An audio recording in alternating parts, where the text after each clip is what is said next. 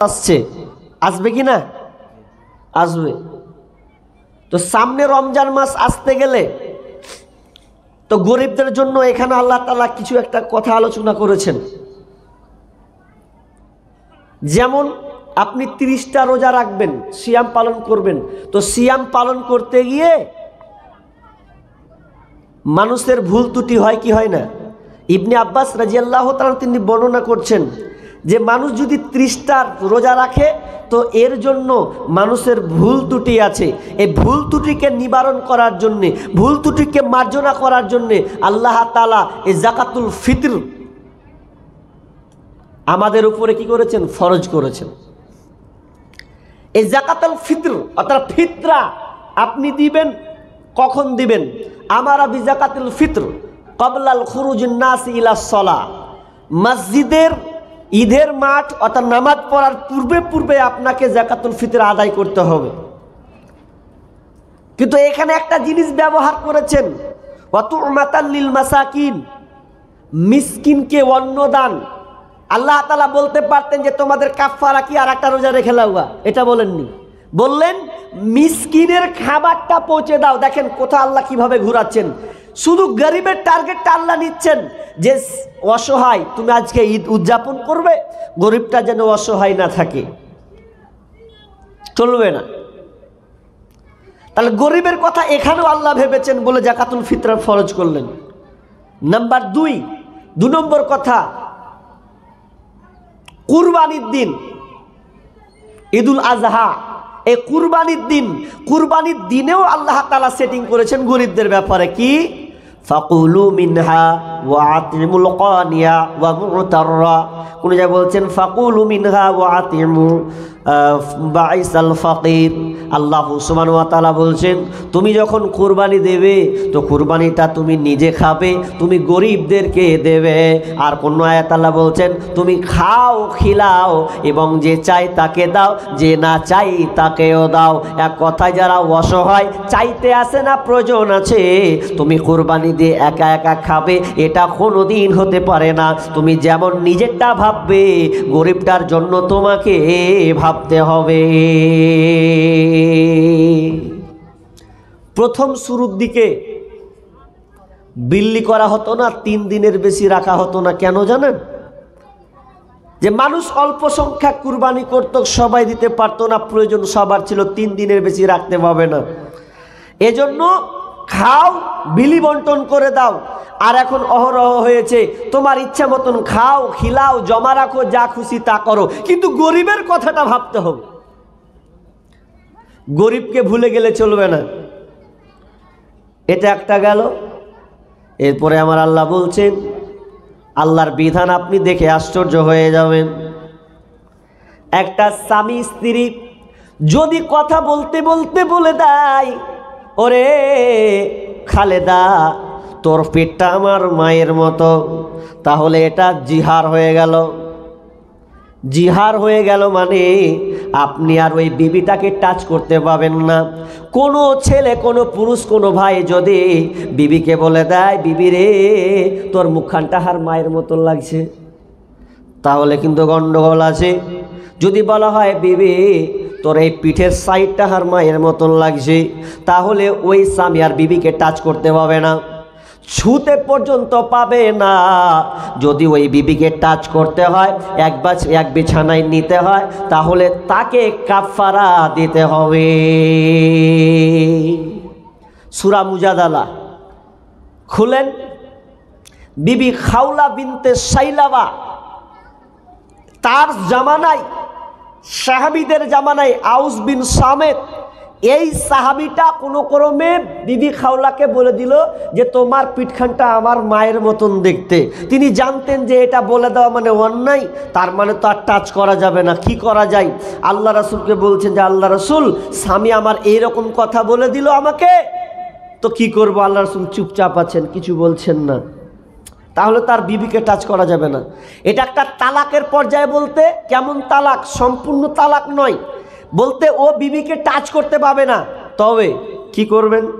আল্লাহ তাআলা সূরা মুজাদালার আয়াত নাজিল করলেন, যদি কোনো পুরুষ তার বিবিকে যদি বলে দেয় তোমার পিঠটা আমার মায়ের মতন, তোমার মুখখানটা আমার মায়ের মতন, তোমার সাইজটা আমার মায়ের মতো, তাহলে ওই বিবিকে টাচ করতে পারবে না অতক্ষণ পর্যন্ত, যতক্ষণ পর্যন্ত সেই তিনটার মধ্যে একটা কাফারা না দেবে।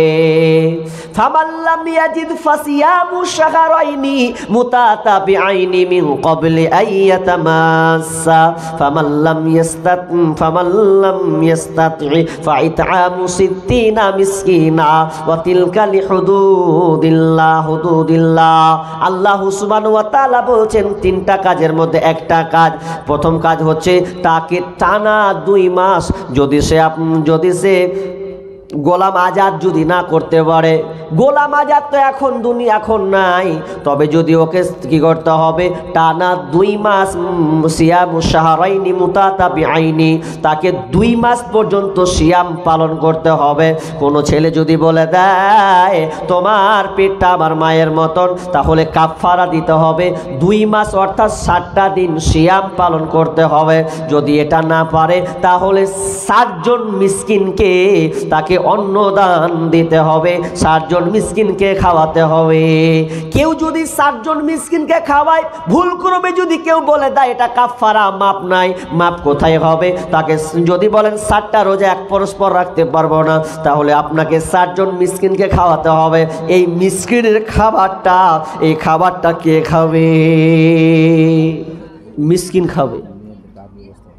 আচ্ছা মা বোন, আপনার একটু আগান তো, সামনে তো জায়গা মনে হয় অনেক ফাঁকা আছে না? প্রচুর জায়গা ফাঁকা আছে গো। আল্লাহ, আসেন আগান আগান আগান, আগিয়ে বসেন তো খালা আমার, পরে অনেকে আসবে, ওরা বসবে, আগিয়ে যান, আগান আগান না গো। হাই আল্লাহ, মা বোন এত কঠোর হোস না গে মা, একটু আগা, পেছনে আসবে লোক দাঁড়িয়ে থাকবে, সামনে জায়গা কাল লেগে রেখেছিস কহত তোরা? হ্যাঁ একটু আগে আসেন, আল্লাহ রাস্তা আগান আগান। দেখেন জায়গা চেঞ্জ করবেন তারা ডবল নেকি পাবেন। এক জায়গায় বসেছেন আবার অন্য জায়গায় বসেন, ওগুলো সব বিচারের মাঠে সাক্ষী হবে যে আপনি অমুক জায়গাতে এসে 2-3 জায়গায় বসেছিলেন, আরো নেকি বেশি পাবেন আপনি। আগান, আল্লাহ রাস্তায় আগান। কি বলছিলাম যে গরিবদের ব্যাপারে আল্লাহ তাআলা কত কি ভেবেছেন, করতে করতে করতে আল্লাহ বলছেন আরো আছে। গরিবকে আমরা ভুলে গেছি, গরিবের ব্যাপারে ইসলামে কত যে অবদান আছে আপনি আশ্চর্য হয়ে যাবেন। যেমন ধরেন আপনি যদি বলেন যে আল্লাহর কসম, আপনার কথাকে মজবুত করার জন্য যদি আপনি কসম খান, আর এই কসমটা যদি মিথ্যা হয়, যে আল্লাহর কসম করে বলছি বে আমি টাকা লিনি, কিন্তু টাকাটা আপনি নিয়েছেন, অথবা আপনি গোলমাল পাকিয়েছেন, তা আমি বলছি আল্লাহর কসম করে বলছি দেখ আমি এতে ছিলাম না, জানি না, এরপরও আপনি করেছেন, তাহলে আপনি বলছেন আমি হাওয়া মাপলে আল্লাহর কাছে ক্ষমা হয়ে যাবে? জি না,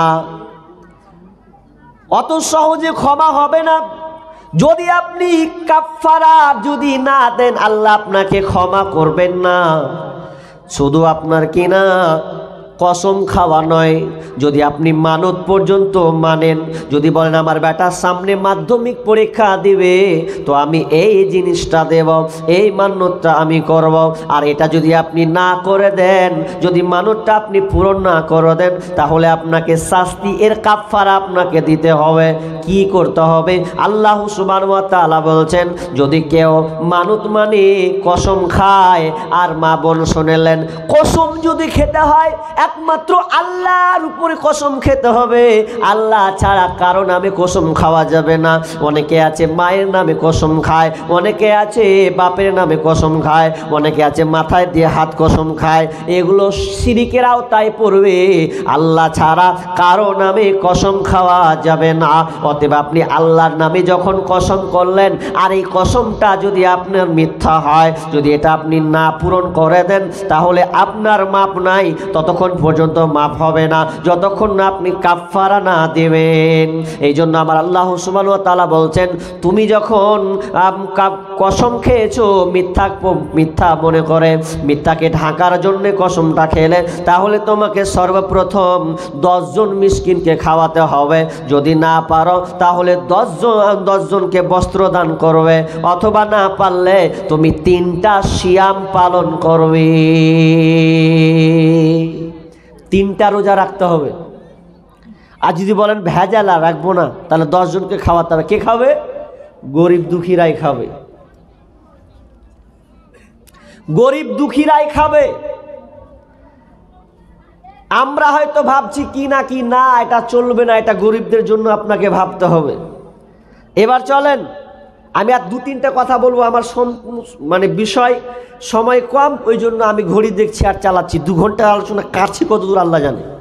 তারপরে কি, তারপরে কথাটা হচ্ছে যে এ করতে করতে করতে করতে আল্লাহ এবার বলছেন যে গরিবদের ব্যাপারে তোমাকে আল্লাহ আমি ফসল দিয়েছি, ফলাদি দিয়েছি, আম গাছ লাগিয়েছো, জাম গাছ লাগিয়েছো, তাল লাগিয়েছো, পেয়ারা লাগিয়েছো, তো এগুলো একা একা ভোগ করলে হবে?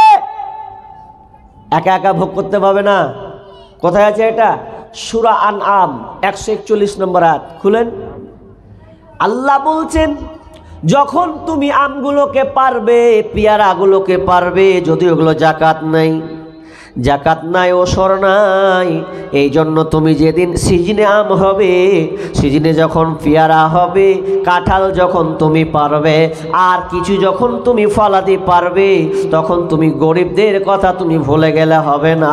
যখন গরিবরা তোমার সামনে আসবে, তখন তুমি ওই গরিবদের হাতে 1টা 2টা 3টা করে তুমি দিয়ে দাও, যাতে তোমার গরিবটা মুখে হাসি ফোটে, তার মনে যেন আনন্দ উল্লাস থাকে। এই জিনিসটা তোমাকে বহাল রাখতে হবে। এটা কথা বলি, ভালো করে কান লাগান।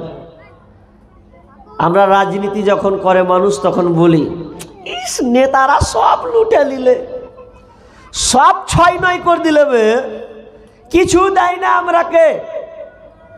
নেতার কথাটা বাদ দেন, আগে নেতাটা পরে রাখিয়েন। আগে আপনার কথা বলেন, আপনি গরিবের কয় টাকা, আপনি কতটুকু হক মেরে রেখেছেন? আপনি ভেবে দেখেছেন? কতটুকু হক নষ্ট করেছেন? গরিবকে আপনি কি দিয়েছেন? আপনার এই গ্রামে বৈষ্ণবনগর থানা যতগুলো মুসলিম আছে, পয়সাওয়ালা আছে, টাকাওয়ালা আছে, যদি এরা মনে করে আমার গ্রামের কোনো গরিব যেন অন্য গ্রামে হাত না পাতে, এই টার্গেটটা যদি আপনি নেন, বলেন তো গরিব থাকবে? কথা বুঝেননি এখনো? আপনার পাশেই গরিব আছে, গরিব একটা অসহায় আছে, ওকে ফারাক্কা স্টেশনে যেতে হচ্ছে, দাও। কিন্তু আমার ক্যালকুলেশন, আমার গবেষণা অনুযায়ী যারা ইসলামকে পূর্ণভাবে মেনে চলে, পঙ্খান্ডভাবে মেনে চলবে, তো আল্লাহ তাআলা কতগুলো সিস্টেম করেছেন, কাফারা যে কত রকম রেখেছেন, এরপরে যাকাত আছে, উসর আছে, সাদাকা আছে, ইত্যাদি অনেক আল্লাহ তাআলা আমল রেখেছেন। ওগুলো যদি মানুষ ঠিক মতন পালন করে, তা আমি চ্যালেঞ্জ করতে বলতে পারি সমাজ, আপনার গ্রামে একটা গরিব থাকবে না। পাঞ্জাবি যারা জানেন, পাঞ্জাবি বুঝেন তো আপনারা? কি থাকে পাগড়ি, তো এ পাগ আর দাড়ি নাকি, এ পাঞ্জাবিদের বৈশিষ্ট্য কত সুন্দর, আপনি আশ্চর্য হয়ে যাবেন। ওরা ইসলামের কিছু নীতিকে নিয়েছে কিভাবে। ওদের ফ্যামিলিতে যদি 4টা ভাই থাকে, তো 4টা ভাই, একটা মাস্টার, একটা ডাক্তার, একটা ইঞ্জিনিয়ার, আর একটা হচ্ছে গরিব, কিছু করেনি। তখন ওরা কি করে জানেন? 3 ভাই বলে, এই ছোট ভাই যেন কাউরে দ্বারে চাইতে না যায়, কি করতে হবে? 3 ভাই বলবে টাকা দে, এ ছোট ভাইকে কিছু টাকা দে, ও ছোটোখাটো ব্যবসা করুক, কিন্তু লোকের দ্বারে হাত পাততে দিব না। এটা পাঞ্জাবিদের বৈশিষ্ট্য, আপনি তালাশ করবেন। ওরা যদি কোনো ভাই নিচে পর্যায়ে থাকে, তো বলবে দে হাত পাতবি না, খবরদার, আমাকে টাকা দিয়েছে আল্লাহ, তুই একটা বাপের ছেলে, এক বাপের ছেলে, তুই চাইবি মানে টাকা নিব, 3 ভাগ করে তোকে দিব, তুই ছোটোখাটো ব্যবসা কর, কিন্তু চাইতে পাবি না। আর আমাকে আল্লাহ অঢেল টাকা দিয়েছে, একটা চেয়ে বেড়াচ্ছে, কোনো গুরুত্ব নেই, যা যে বলছে করে বেড়াগা, এর নাম ইসলাম না। আপনাকে আল্লাহ রাস্তায় দিতে হবে, এটা গরিবদের হক। আপনি মনে করছেন যে আমি আল্লাহ আমাকে দিয়েছে আমি উড়িয়ে দিচ্ছি, না, গরিবদের হক। আপনি ফসল মারবেন, ফসল দিবেন। যদি আপনি বলেন যে ফসল দিব না, দরকার নেই গরিবকে দেওয়ার, নিজের ইচ্ছা বেচবো আর খাবো, তাহলে আপনাকে ঘটনা বলবো, কান লাগাতে হবে আপনাকে। যদি আপনার ঈমান থাকে তাহলে আপনি পরিবর্তন হবেন। সূরা কালাম খুলুন আপনি, ওখানে একটা ঘটনা আছে, মারাত্মক ঘটনা। ঘটনা থেকে শিক্ষা নিতে হবে। দুনিয়াবি ঘটনা অনেক শুনছেন, কোরআন থেকে ঘটনা আপনাকে বলছি। কি ঘটনা জানেন?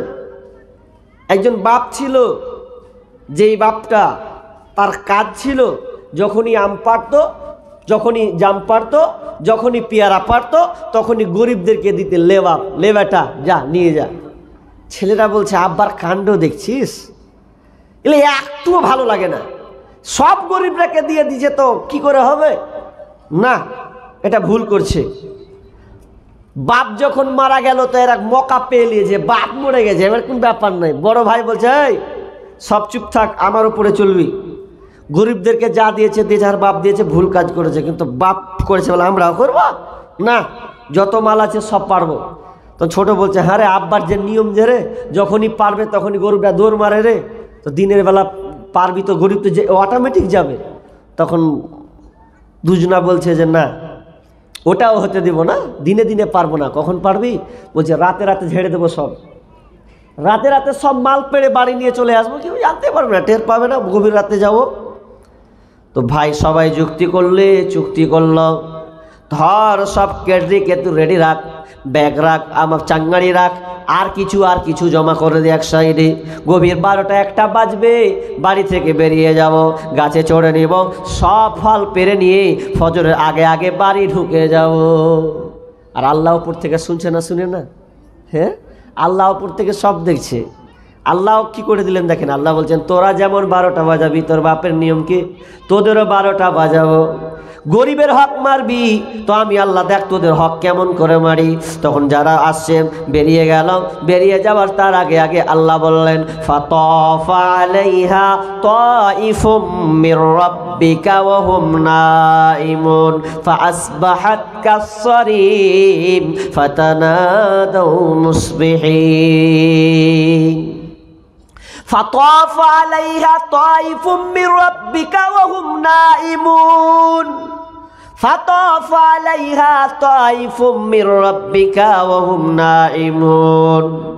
যখন তারা ঘুমন্ত অবস্থায়, নাঈম মানে ঘুমন্ত অবস্থায় যখন ছিল, আল্লাহ সুবহানাহু ওয়া তাআলার পক্ষ থেকে একটি প্রদক্ষিণ হাওয়া এসে বয়ে চলে গেল। এই হাওয়াটা কেমন, কিসের হাওয়া? আগুনের প্রবণ হাওয়া এসে বরিয়েছে। ফাসবাহাত কাসসারিম, সেই বাগানটা পুড়ে কালো বর্ণের ছাই হয়ে গেছে। সেটা কোনো বাতাস নয়, আগুনের বাতাস এসে পুরো বাগানকে ছারখার করে দেওয়া হলো, আগুন কালো বর্ণের করে দিয়েছে। এবার তারা 3-4 ভাই উঠেছে, উঠার পর বলছে, দেখ বাগানটা খোঁজ কোথায় আছে। কিন্তু ঘুমানো অবস্থায় আল্লাহ তার আগে তাদের বাগানের 12টা বাজিয়ে দিয়েছে। যখন তারা বাগান যাচ্ছে আর বাগান খুঁজে পাচ্ছে না, কোথায় আমাদের বাগান। ছোট ভাই বলছে, মুখে আওতা, মেজো বলছে রাস্তা ভুল করে দিয়েছি। ছোট বলছে, না রে ভাই, না না, রাস্তা ভুল হয়নি, এটাই আমাদের বাগান। আল্লাহ আমাদের উপরে নারাজ হয়ে গেছে, আল্লাহ আমাদের বাগানের উপরে গজব ঢেলে দিয়েছেন। এই জন্য ঢেলে দিয়েছেন, বাপের আইনকে তোরা অমান্য করেছিস। বাপ যেটা পছন্দ করত, গরিবদেরকে সাহায্য করত, আজকে তোরা উল্টাটা করে দিয়েছেন। এই জন্য আল্লাহ রাগান্বিত হয়েছে, আল্লাহ আমাদের উপরে বেজার আছে। এই জন্য বাগানটাকে পুড়িয়ে ছারখার করে দেওয়া হয়েছে।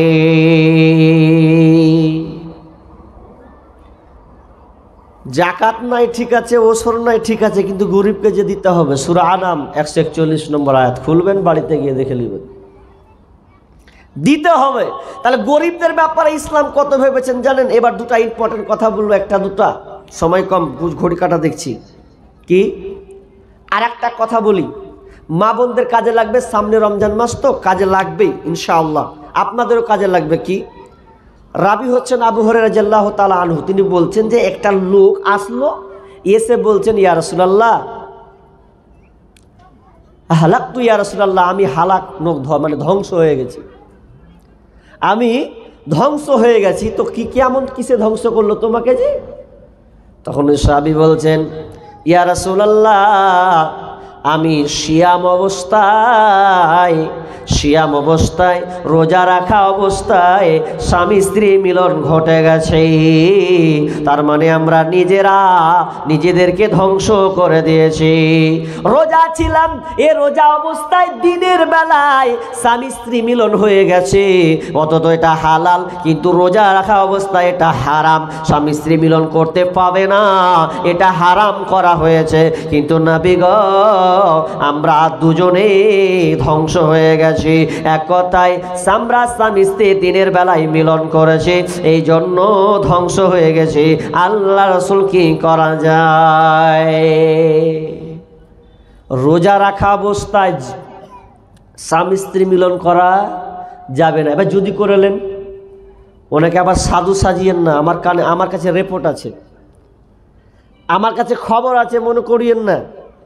এই গত বছর তার আগে বছর ফোন করছে আমাকে, বলছে যে এরকম হালাত, এই একটু মানে দুজনে মিলে একটু আলাপ আলোচনা করতে করতে করতে করতে করতে একটু ফুচকাম করতে করতে করতে বাস কাজটা একটু উল্টা পাল্টা হয়ে গেছে, স্বামী স্ত্রী হয়ে গেছে। তো কি করব? তা আমি আবার আল্লাহ রাসূল যেটা বলেছেন ওটাকে বললাম। তার মানে অনেকের এটা হয়ে যদি যায়, তাহলে আপনি চুপচাপ থাকবেন না, আপনার 3টা কাজে একটা কাজ কি? বিশ্বনবী বললেন, ও সাহাবীরে, তুমি এই কাজটা করে দিয়েছ, তাহলে তো তোমাকে একটা গোলাম আজাদ করতে হবে। সাহাবী বলছেন, আমি পারবো না, কোথা থেকে আমি গোলাম আজাদ করব? গরিব সাহাবী। তাই বলছে, এক কাজ করো, তুমি কি 7টা সিয়াম রোজা রাখতে পারবে? 7টা রোজা রাখো, এটা তোমার শাস্তি। সাহাবীটা বলছে, না ইয়া রাসূলুল্লাহ, একটা করতে যেয়ে তো ঝামেলা পাকিয়ে দেবো, তো 60টা রাখতে কইছেন। হ্যাঁ, একটা করতে যেয়ে তো কুকাম হয়ে গেল এদিকে, আর আপনি আরো 60টা যোগ করছেন আমার উপরে। না, পারবো না, এই 7টা রোজা রাখতে পারবো না, এটাও তুমি পারবে না। তাহলে এক কাজ করো, তুমি 60 জন মিসকিনকে খাওয়াতে পারবে কি না? তো বলছে, ইয়া রাসূলুল্লাহ, এটাও আমি পারবো না। তো ওটা পারবি না, এটা পারবি না, এটা পারবি না, তো কি পারবি তুই? যে পারবো না। চুপ হয়ে বসে গেলেন, সবাই নিশ্চুপ।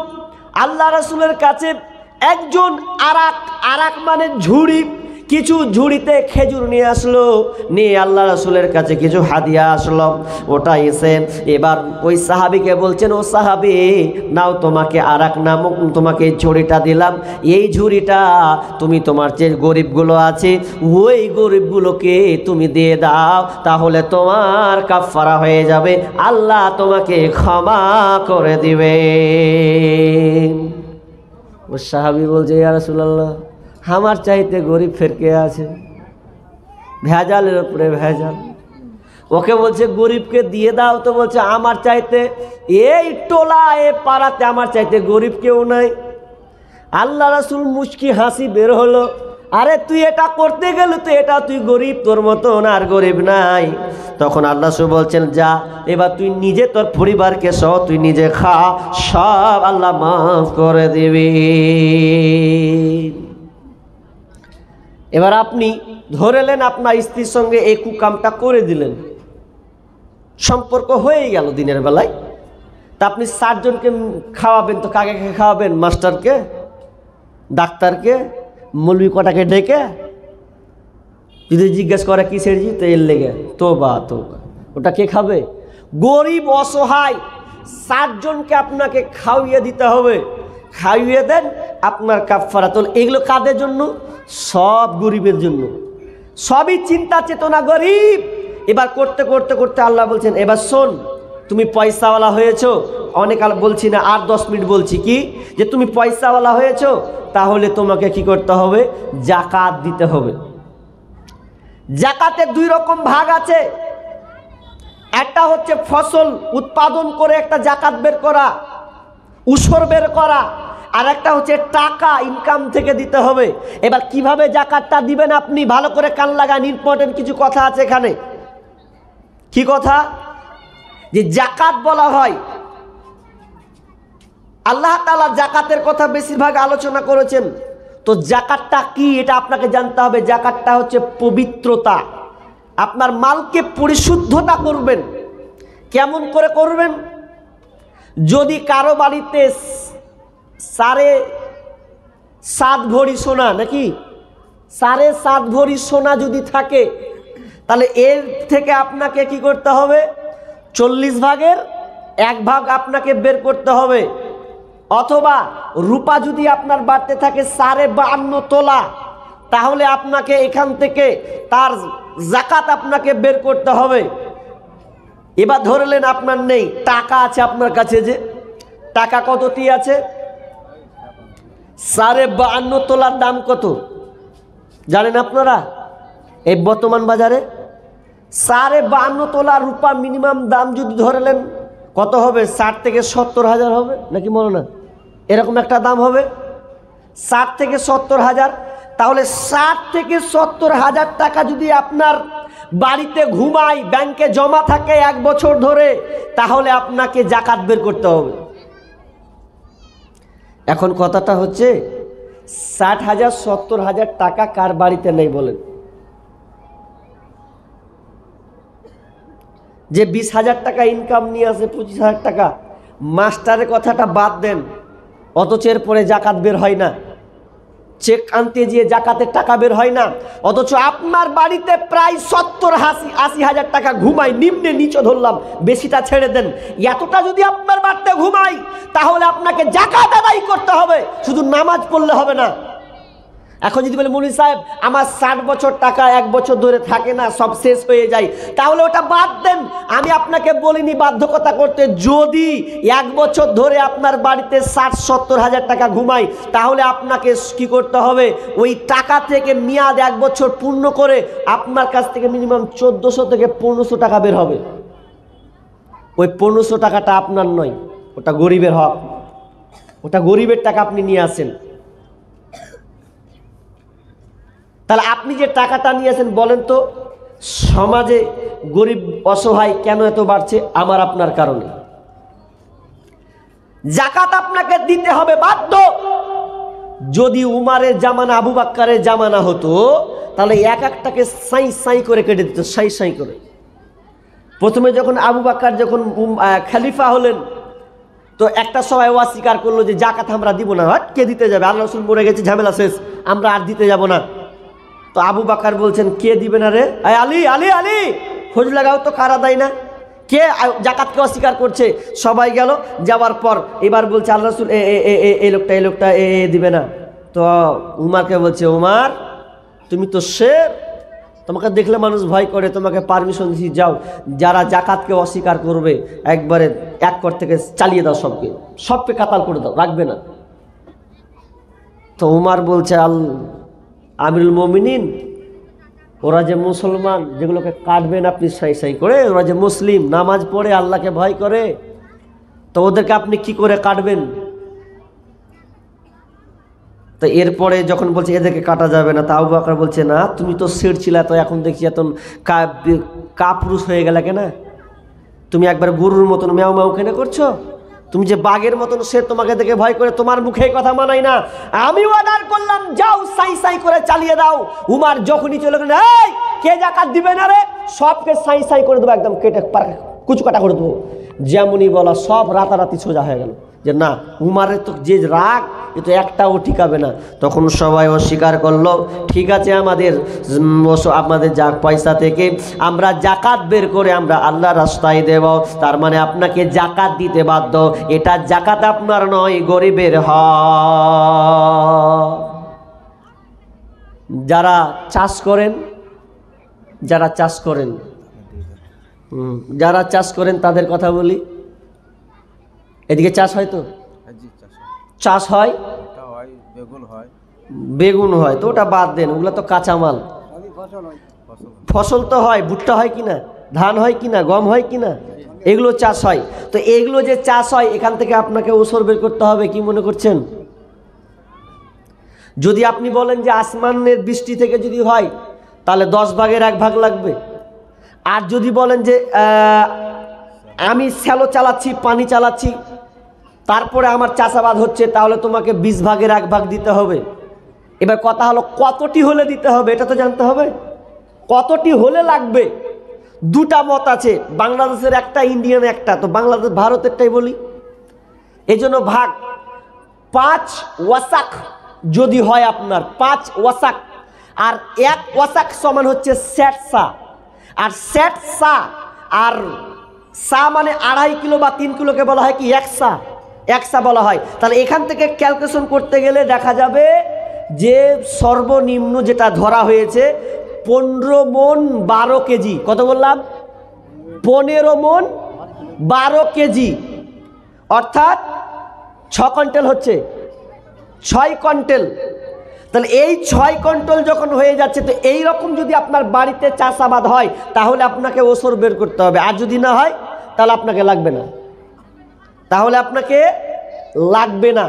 এবার যদি হয়ে যায় 6 কুইন্টালের উপরে 15 মণ 12 কেজি যদি হয়ে গেছে, তাহলে আপনাকে এই ওসর বের করতে হবে, আপনার মাপ নাই। যদি মনে করেন দিব না, তাহলে আপনি বুঝবেন কি বুঝবেন? আল্লাহ বলছেন ওয়াল্লাযীনা ইয়াকনিজুনাদ যাহাবা ওয়াল ফিজ্জাতা ওয়ালা ইনফিকুনাহা ফী সাবিলিল্লাহি ফাবাশশিরহুম বিআযাবিন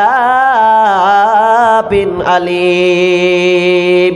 আল্লাহ বলছেন যারা সোনা চাঁদি টাকা পয়সাগুলোকে জমা করে রাখে, আল্লাহ রাস্তায় ব্যয় করে না, আল্লাহ রাস্তায় জমা করে না, আল্লাহ বলছেন তাদেরকে সুসংবাদ শুনে দাও আযাবে আলিম, যে আপনার যন্ত্রণাদায়ক কঠিন আযাবের কথা তাদেরকে শুনিয়ে দাও। শুধু তাই নয়, বিশ্বনবী বলছেন, আল্লাহ সুবহানাহু ওয়া তাআলা অন্যতে বলেন, যখন মানুষ যখন কবরে যাবে তখন আপনার পিঠে আপনার সামনে একদম ছাকা দাগ থাকবে, দাগ সাইডে সব রকম দাগ থাকবে। শুধু তাই নয়, কবরে যখন যাবে তখন তাকে সাপের আকার ধারণ করবে। সাপ বলবে আনা কানজুকা, সে বলবে তুমি হচ্ছে আমার মাল, তুমি হচ্ছে আমার সম্পদ, তুমি দুনিয়াতে টাকা সম্পদ নিয়ে তুমি খেলতামাশা করেছো, আল্লাহ রাস্তায় দাওনি, গরিবকে দাওনি, এই জন্য আজকে তোমাকে আমি কিয়ামত পর্যন্ত তোমাকে কামড় দিতে থাকব। আর জাহান্নামে যাবে যারা, তাদের কি বলবেন জানো? ফেরেশতারা বলবে মা সালাকাকুম ফিস সাকার, কি খবর, তোমরা জাহান্নামে কেন এলে? কি এমন করেছো রে ভাই যে জাহান্নামে তোমরা পচে আছো? তারা বলবে ক্বালু লাম নাকু মিনাল মুসাল্লিন, আমরা নামাজ পড়তাম না, নামাজ আদায় করতাম না, দুনিয়ার সবই করেছি। বলবে না মদ খেতাম এই জন্য জাহান্নাম, বলবে না তাস খেলতাম এই জন্য জাহান্নাম, বলবে না চুরি করেছি এই জন্য জাহান্নাম, বলবে না ডাকাতি করেছি এই জন্য জাহান্নাম। জাহান্নাম কেন এসেছো? প্রথমে বলবে ক্বালু লাম নাকু মিনাল মুসাল্লিন, তারা বলবে আমরা মুসাল্লিদের অন্তর্ভুক্ত ছিলাম না, এক কথা নামাজ পড়তাম না বলে আজকে আমাদেরকে জাহান্নামে আসতে হয়েছে। ওয়ালাম নাকু নুতইমু মিসকিন, এবং বলা হবে যে আমরা মিসকিনদেরকে অন্ন দিতাম না, মিসকিনদেরকে পছন্দ করতাম না, খাবার দিতাম না, এক কথায় অসহায়দেরকে আমরা সাহায্য করতাম না। দুটা কথা, এক নামাজ পড়তাম না, গরিবদেরকে সাহায্য করতাম না, অসহায়দেরকে খেতে দিতাম না। তাহলে খেতে দেন না, তাহলে এই জন্য কি হলো? জাহান্নামে আসা লাগলো, জাহান্নামে জ্বলতেই হবে, কিছুই করার নাই। তাহলে গরিবদের ব্যাপারে আল্লাহ তাআলা এতটা ভেবেছেন যে আমি যদি আপনাকে এখনো 2 ঘন্টা আলোচনা শোনাই, তাহলে আপনাকে আমি বলতেই থাকবো যে ইসলাম গরিবদের ব্যাপারে কি বলেছেন। গরিব চাই, আল্লাহ তাআলা গরিবদেরকে ফেলে রেখে রাখেননি, বরঞ্চ তাদের মর্যাদাও দিয়েছেন। ওরাও মানুষ, ওরাও খেটে খাবে, ওরাও বুক ফুলিয়ে চলবে, কিন্তু পয়সাওয়ালা, তোমাকে টাকা দিয়েছি, ওই টাকা থেকে বের করো তোমার অংশ, গরিবের অংশ তোমার কাছে আছে, ওটা তোমাকে দিয়ে দিতে হবে। আপনি ভাবছি যে আমি পয়সাওয়ালা, আমি নিজের হাতে কামাই করেছি। 2টা বন্ধু, সূরা কাহফের একটা ঘটনা আছে, 2 বন্ধুকে আল্লাহ তাআলা অনেক টাকা, একজনকে দিয়েছে খেজুরের বাগান, একজনকে দিয়েছে আঙ্গুরের বাগান। তো আঙ্গুরওয়ালা যে আছে সে বলছে খুব কষ্ট করে কামাই করেছি, সব নিজের হাতে কামাই করেছি, সব নিজের হাতে নিয়েছি। তো একজন বলছে ভাই রে অহংকার করিস না, সব আল্লাহর দান। বলছে কে বলেছে? আমি ওগুলো আখিরাত বিশ্বাস করি না, আল্লাহ পাল্লা বুঝি না, আমি নিজের হাতে করেছি। তো আল্লাহ তাআলা কি করলেন, তার সমস্ত যত সব বাগান ছিল সবকে একদম শেষ, ছারখার, টিকলো না। এবার বলেন তো যে আপনি নিজে থেকে করেন? এগুলো সব করেন না, আল্লাহ নিজে বলছেন হুয়াল্লাযী জাআলা লাকুমুল আরদা যালুলান ফামশু ফি মানাকিবিহা ওয়া কুলু মির রিজকিহি ওয়া ইলাইহিন নুশুর। তিনি তো আমাদের রব, যিনি আমাদের জন্য জমিনটাকে প্রশস্ত করে দিয়েছেন, জমিনটা আমাদের জন্য বেষ্টন করে দিয়েছেন।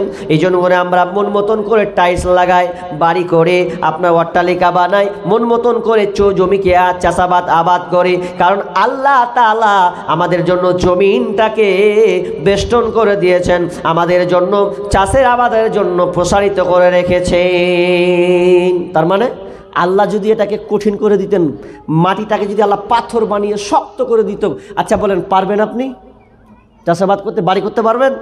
ক্ষমতা নাই। ফের যদি চপা চালান যে না নিজে করছে, এটা নিজে, জমি আমার বাপের রে, কে কি ঠেকাবি মলবি কিছু শুনবো না। তাহলে আপনাকে উদাহরণ দিচ্ছি, এটা আপনাদের থানা বৈষ্ণবনগর থানা, তাই তো? আর ওইদিকে চলে যান সুতি থানা, যাবে কি যাবে না? শামসেরগঞ্জ, তারপরে কি, তারপরে এটা কি পড়বে? সুতি। নদীর ভাঙন দেখেছেন তো? আচ্ছা নিজের চোখে কে কে দেখেছেন? এরকম হাত তুলেন তো কেউ, যে দেখে এসেছি নিজের চোখে। কজন? একটা লোক দেখেছেন, অনেকে দেখেছেন নিজের ভাঙন। আমার বাল্য অবস্থার কথা বলছি, আমরা যখন ছোট ছিলাম, আমাদের পূর্বের বাড়ি হচ্ছে কাঁকড়িয়া, তার মানে কি প্রতামগঞ্জ, এই যে সাইডে চলে এলো বাম দিকে, ওইদিকে নদীর ভাঙন। তো আমরা ছোটোবেলায় সাইকেল নিয়ে গোসল করতে যেতাম। তো কত দূর যেতাম এবার হিসাব করেন। সাইকেল চালিয়ে গোসল করতে যেতাম। তো গোসল করতে গিয়ে দেখতাম কি জানেন, যে এত ক্লান্তি যে সাইকেল চালিয়ে চালিয়ে যাচ্ছি, গোসল করছি। তো আবার যেদিনকে ভাঙন শুরু হলো, 1 বছর ধরে হতে হতে যেয়ে দেখছি যে রোডগুলা আছে আপনার পিচের রোড, ওটাও নাই, অর্ধেক করে খেয়ে নিয়েছে। 8 ঘন্টা লেগেছে খালি হাঁটতে হাঁটতে, 8 ঘন্টা। এরপরে নদীতে গোসল করতে পেরেছি। এখন আর ওইদিকে 8 ঘন্টা নয়, খালি এরকম করে সব বিঘাকে বিঘা জমি সব চলে গেছে। তো তখন লোক বলতো কি জানেন একটা কথা, বলতো সব নিজের হাতে করছে। আর চাষাবাস সে সময় ভালো হতো, কিন্তু টাটকা টাটকা সবজি। তো কেউ আল্লাহ রাস্তায় অতটা দান করতো না।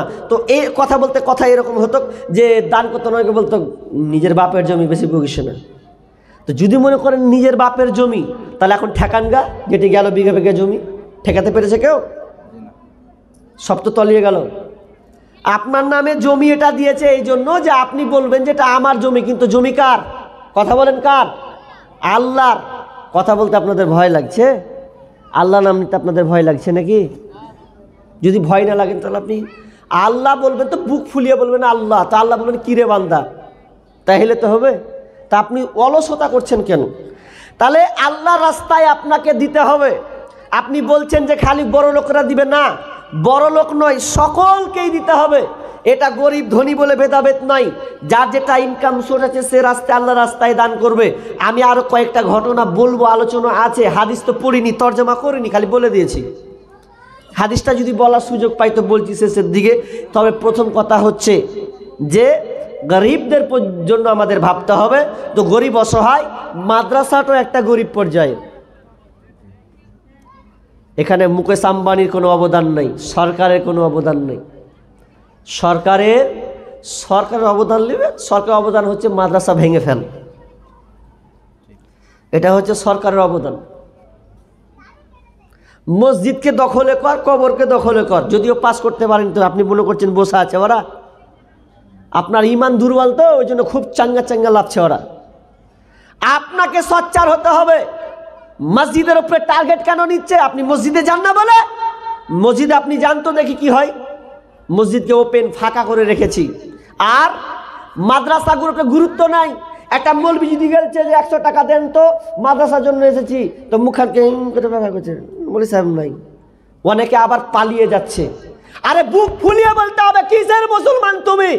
তোমাকে অন্তত বুক ফুলিয়ে বলা দরকার ছিল যে আমার দরজায় কোনো এমএলএ এমপি নয়, আমার দরজায় এসেছে একজন আলেম। এটা আমার দুর্ভাগ্য, এটা আমার কপাল যে একজন আলেম যিনি দিনের খিদমত করে, তার পা আমার দুয়ারে পড়েছে রে। এর চাইতে আপনি কি আর নেবেন?